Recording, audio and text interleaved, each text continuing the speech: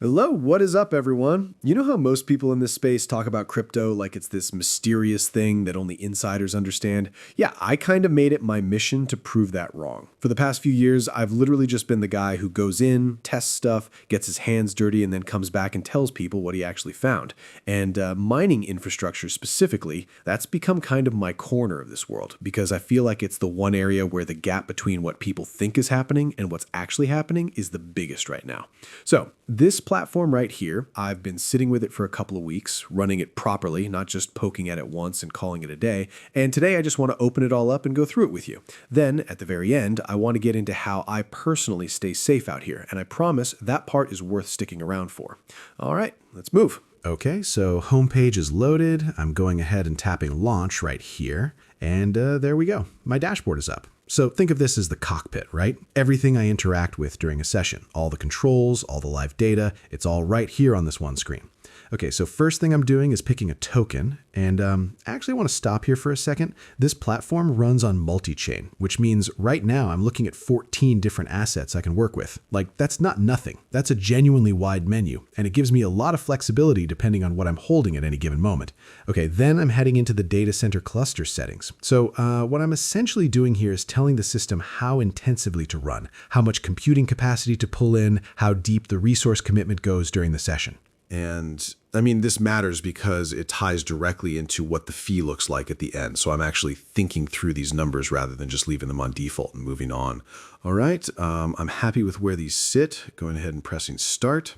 And okay, yeah, session is live. So the console is right here showing me everything in real time, how long it's been running, current resource load, my session progress, and there's a live log feed right here that I keep an eye on because it gives me a live read on exactly what the system is doing under the hood. So I'm gonna let this work for a few minutes and then I'll show you exactly what happens when we bring it in for a landing.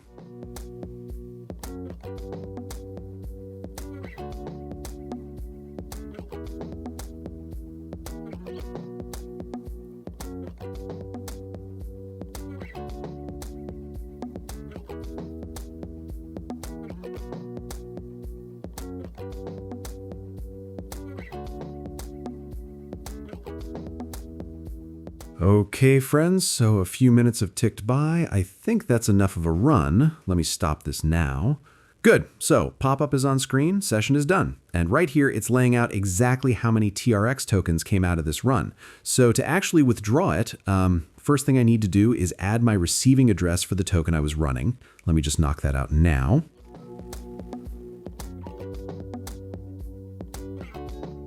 Okay, that's in there. Next up is the infrastructure fee. So that's basically what the platform takes for the session, and it gets calculated from the settings I had running and the total session time. Pretty logical when you think about it. And okay, this is something I want to actually flag because I think it's a genuinely nice touch.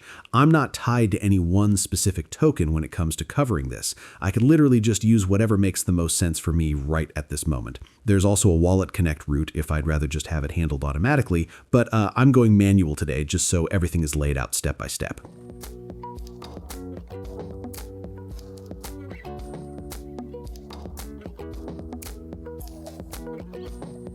Okay, everything is filled out. Tapping I've sent right here, and now it's just processing. Should take a few minutes. So while that's moving along, let me get into the part I've actually been building toward. And look, I want to start by just quickly explaining what cloud mining actually is. So the idea is actually really simple. Instead of going out and buying physical mining hardware, dealing with setup costs, electricity bills, all that overhead, you're essentially just renting computing power from a data center that already has all of that infrastructure in place. You come in, you configure your session, the system does the heavy lifting on their end, and the mined tokens flow back. That's it. No hardware, no maintenance headache, no technical barrier. And because that model sounds so simple and accessible, it naturally attracts a lot of people who want to fake it, which brings me to the part I actually wanted to get to. I've been scammed before, a few times. Fake projects can look really convincing, and they're not operating in some corner of the internet nobody visits.